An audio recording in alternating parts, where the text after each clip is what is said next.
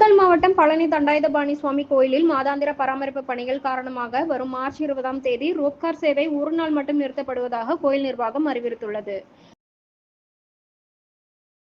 அறுபடை வீடுகளின் 3ஆம் படை வீடான பழனி தண்டாயுதபாணி சுவாமி கோயிலுக்கு நாள்தோறும் ஆயிரக்கணக்கான பக்தர்களும், திருவிழா காலங்களில் லட்சக்கணக்கான பக்தர்களும் வருகை தருகின்றனர்.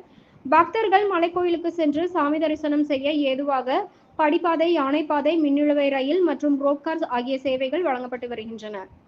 இதில் ரோப்கார் சேவை மாதத்திற்கு ஒரு நாளும், வருடத்திற்கு 45 நாட்களும் பராமரிப்பு பணிகளுக்காக நிறுத்தப்படுவது வழக்கம். அந்த வகையில் வரும் மார்ச் 20, 2026 அன்று ஒரு நாள் மட்டும் ரோப்கார் சேவை மாதாந்திர பராமரிப்பு பணிகளுக்காக நிறுத்தப்படுகிறது. இந்த இடைவெளியில் ரோப்காரில் உள்ள சாப்ட்டுகள், பெட்டிகள், கம்பிவடம் மற்றும் உருளைகள் உள்ளிட்ட முக்கிய பாகங்களில் சீரமைப்பு பணிகள் மேற்கொள்ளப்பட உள்ளன.